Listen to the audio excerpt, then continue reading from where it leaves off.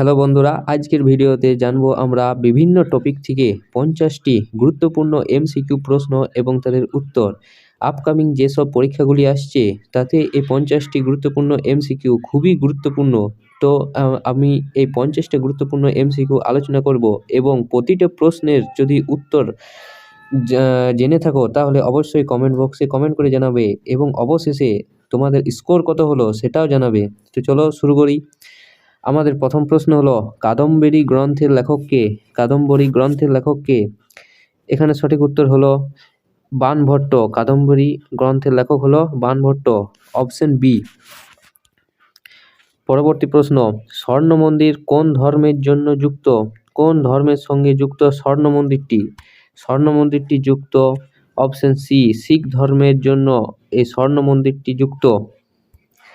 পরবর্তী প্রশ্ন, ভারতের প্রাচীনতম গ্রন্থ কোনটি?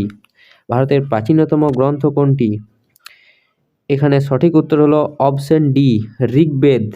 ঋগ্বেদ, 4টি বেদের মধ্যে সবচেয়ে প্রাচীনতম হলো ঋগ্বেদ।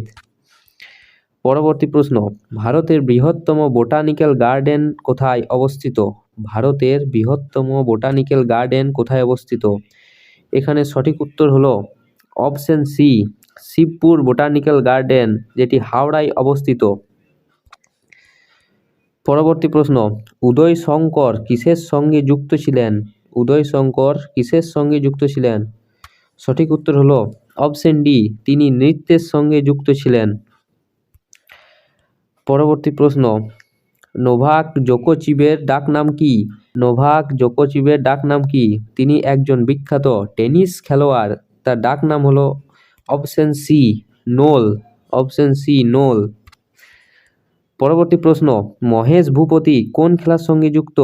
মহেশ ভূপতি কোন খেলার সঙ্গে যুক্ত? এখানে সঠিক উত্তর হলো অপশন সি, টেনিস খেলার সঙ্গে মহেশ ভূপতি তিনি যুক্ত। পরবর্তী প্রশ্ন, পরাধীন ভারতের কয়টি রাজ্য ছিল? পরাধীন ভারতের কয়টি রাজ্য ছিল? ভারত স্বাধীনতার আগে মূলত 562টি রাজ্যে বিভক্ত ছিল। 562টি রাজ্যে বিভক্ত ছিল।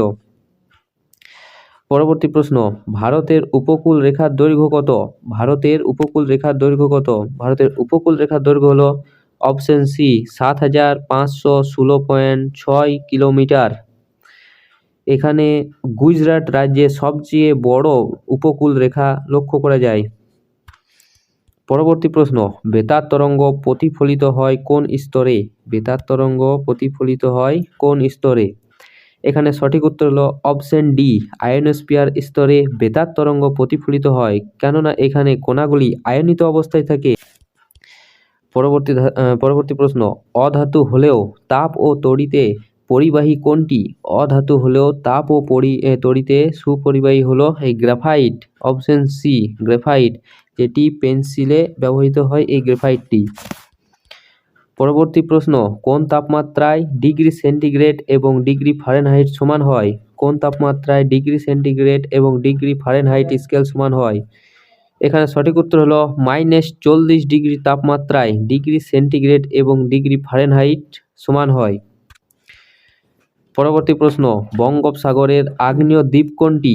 বঙ্গোপসাগরে একমাত্র আগ্নেয় দ্বীপ হলো অপশন সি, ব্যারেন। ব্যারেন হলো বঙ্গোপসাগরের একমাত্র আগ্নেয় দ্বীপ।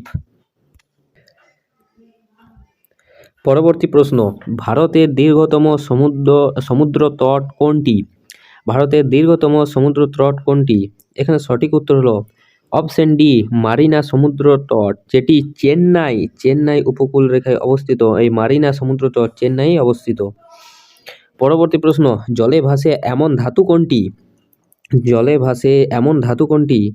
এখানে সঠিক উত্তর হলো অপশন সি, লিথিয়াম এবং সোডিয়াম। লিথিয়াম এবং সোডিয়াম, যেগুলি জলে ভাসে। পরবর্তী প্রশ্ন, জনসংখ্যায় পশ্চিমবঙ্গের স্থান কততম? জনসংখ্যায় পশ্চিমবঙ্গের স্থান কততম? 2011 সালের সেন্সাস অনুযায়ী পশ্চিমবঙ্গে জনসংখ্যার দিক থেকে চতুর্থ বৃহত্তম বলা চলে। চতুর্থ বৃহত্তম। পশ্চিমবঙ্গে জনসংখ্যা ছিল তখন প্রায় 9 কোটিরও বেশি। পরবর্তী প্রশ্ন, কর্কট ক্রান্তি রেখা ওয়েস্ট বেঙ্গল এর কোথা দিয়ে গেছে? কর্কট ক্রান্তি রেখা ওয়েস্ট বেঙ্গলের কোথা দিয়ে গেছে? এখানে সঠিক উত্তর হলো অপশন বি, কৃষ্ণনগর। নদিয়ার কৃষ্ণনগরের উপর দিয়ে এই কর্কটক্রান্তি রেখা গিয়েছে। পরবর্তী প্রশ্ন, ইনসুলিনের অভাবে কি রোগ হয়? ইনসুলিনের অভাবে মূলত এই ডায়াবেটিস রোগটি হয়। অপশন সি, ডায়াবেটিস রোগটি হয়। পরবর্তী প্রশ্ন, কোন পেশিতে অনুপ্রস্থ রেখা নেই? কোন পেশিতে অনুপ্রস্থ রেখা নেই? এখানে সঠিক উত্তর হলো অরেক পেশি। অপশন সি, অরেক পেশি। কোনো অনুপ্রস্থ রেখা নেই অরেক পেশিতে। পরবর্তী প্রশ্ন, সংবিধান সংশোধন হয় কোন ধারা অনুযায়ী? সংবিধান সংশোধন হয় কোন ধারা অনুযায়ী? এখানে সঠিক উত্তর হলো অপশন সি, 368 নম্বর ধারা অনুযায়ী সংবিধান সংশোধন করা হয়। পরবর্তী প্রশ্ন, সম্পত্তির অধিকার মৌলিক অধিকার থেকে বাদ যায় কবে? সম্পত্তির অধিকার মৌলিক অধিকার থেকে বাদ যায় কবে? এখানে সঠিক উত্তর হলো 1978 সালে। 1978 সালে সম্পত্তির অধিকারকে মৌলিক অধিকার থেকে বাদ দেওয়া হয়।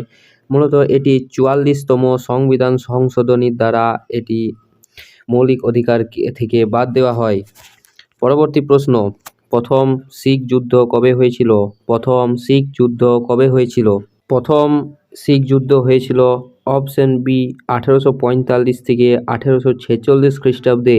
এটি মূলত হয়েছিল শিখদের সঙ্গে ইংরেজদের মধ্যে, এবং এটি লাহোর চুক্তির মাধ্যমে এটি শেষ হয়। লাহোর চুক্তির মাধ্যমে এটি শেষ হয়।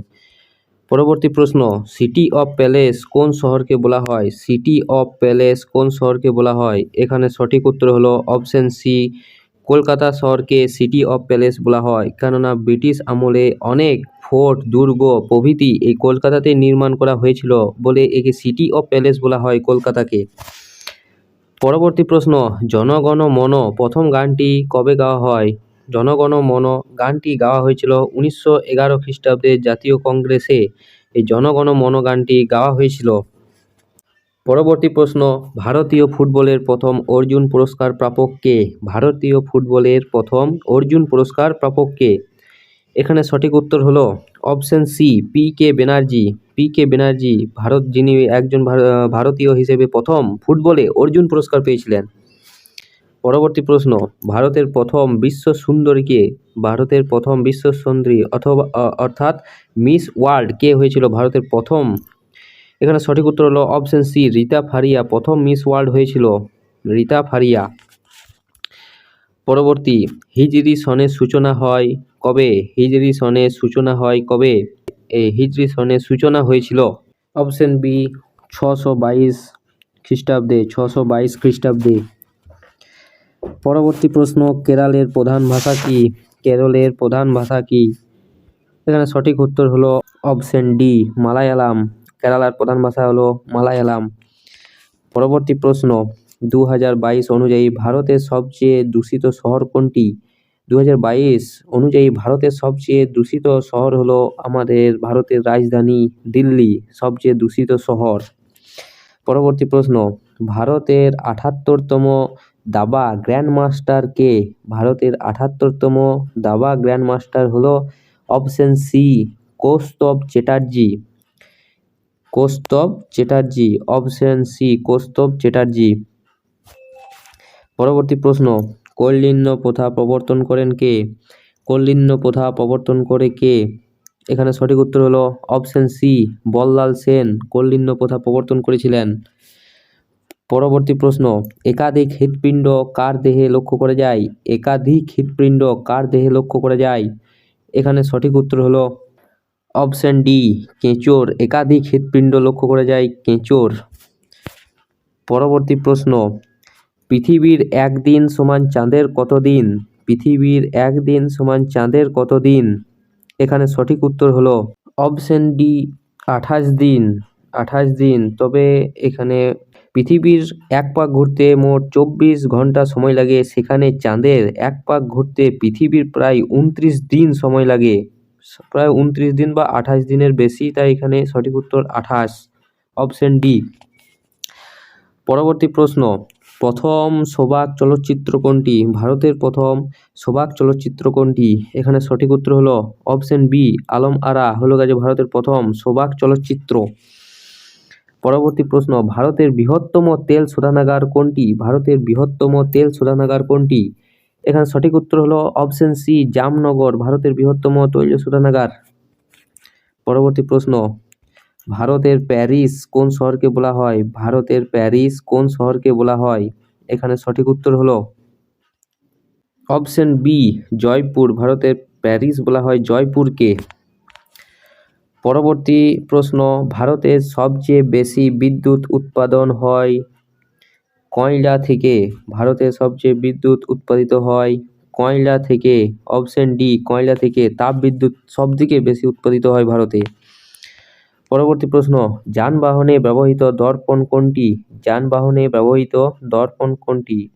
যানবাহনে সাধারণত উত্তল দর্পণ ব্যবহার করা হয়, যাতে অনেকটা এলাকা দর্পণে আসে, তাই এখানে উত্তল দর্পণ ব্যবহার করা হয়। পরবর্তী প্রশ্ন, শের-ই পাঞ্জাব কাকে বলা হয়? শের-ই পাঞ্জাব কাকে বলা হয়? এখানে সঠিক উত্তর হলো অপশন সি, রঞ্জিত সিংকে শের-ই পাঞ্জাব বলা হয়, রঞ্জিত সিংকে। পরবর্তী প্রশ্ন, দিল্লির লাল কেল্লা নির্মাণ করেন কে? দিল্লির লাল কেল্লা নির্মাণ করেন কে? এখানে সঠিক উত্তর হলো অপশন ডি, শাহজাহান দিল্লির লাল কেল্লা নির্মাণ করেছিলেন। এই লাল কেল্লা নির্মাণ করতে মোট খরচ হয়েছিল তখনকার দিনে প্রায় 97 লক্ষ টাকা। পরবর্তী প্রশ্ন, ভিব্রিও কলেরি কোন রোগের জন্য দায়ী? ভিব্রিও কলেরি কোন রোগের জন্য দায়ী? এখানে সঠিক উত্তর হলো অপশন বি, কলেরা রোগের জন্য ভিব্রিও কলেরি রোগের জন্য দায়ী ভিব্রিও কলেরি ব্যাকটেরিয়া।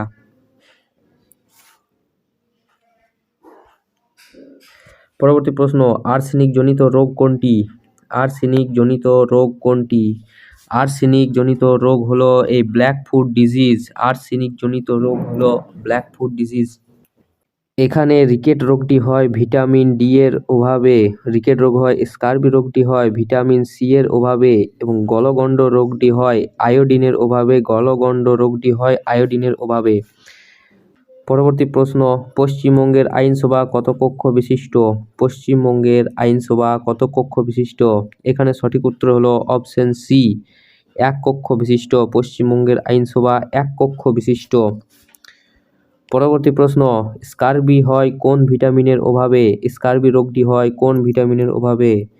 খাবারে সাধারণত ভিটামিন সি যদি না থাকে তাহলে স্কারবি রোগটি লক্ষ্য করা যায়। সঠিক উত্তর হলো অপশন সি, সঠিক উত্তর ভিটামিন সি। পরবর্তী প্রশ্ন, মহিলারা প্রথম অলিম্পিকে অংশ নেয় কবে? মহিলারা প্রথম অলিম্পিকে অংশ নেয় কবে? এখানে সঠিক উত্তর হলো অপশন বি, 1900 সালে প্রথম মহিলারা অলিম্পিকে অংশ নেয় 1900 সালে। পরবর্তী প্রশ্ন, অন্তর্দয় আন্না যোজনা চালু হয় কবে? অন্তর্দয় আন্না যোজনা চালু হয় এই 2000 খ্রিস্টাব্দে। ডেটটা হলো 22শে ডিসেম্বর অন্তর্দয় আন্না যোজনা চালু হয়। পরবর্তী প্রশ্ন, সংবাদ কৌমুদি প্রতিষ্ঠা করেন কে? সংবাদ কৌমুদি প্রতিষ্ঠা করেন কে? এখানে সঠিক উত্তর হলো অপশন সি, রাজা রামমোহন রায়। সংবাদ কৌমুদি রাজা রামমোহন রায়।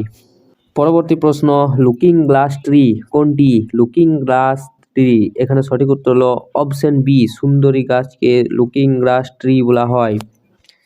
পরবর্তী প্রশ্ন, মামা ভাগ্নে পাহাড় কোথায় অবস্থিত? পশ্চিমবঙ্গের মামা ভাগ্নে পাহাড় কোথায় অবস্থিত? সঠিক উত্তর হলো অপশন সি, মামা ভাগ্নে পাহাড় বীরভূমে লক্ষ্য করা যায়। বীরভূমের দিবরাজপুর শহরে এই মামা ভাগ্নে পাহাড়টি লক্ষ্য করা যায়। পরবর্তী প্রশ্ন, সিটি অফ জয় কোনটি? সিটি অফ জয়, আমরা সকলেই জানি সিটি অফ জয় বলা হয় অর্থাৎ উল্লাসের শহর বলা হয়। অপশন ডি, কলকাতাকে। অপশন ডি, কলকাতাকে সিটি অফ জয় বলা হয়। এই ছিল আমাদের 50টি গুরুত্বপূর্ণ এমসিকিউ প্রশ্ন এবং তাদের উত্তর। এই 50টি প্রশ্নের মধ্যে তোমরা কতগুলি প্রশ্নের উত্তর সঠিক দিতে পেরেছো তা অবশ্যই কমেন্ট বক্সে কমেন্ট করে জানাবে এবং ভিডিওটা যদি ভালো লেগে থাকে তাহলে অবশ্যই একটা লাইক করে দেবে এবং চ্যানেলটাকে সাবস্ক্রাইব করবে। ধন্যবাদ।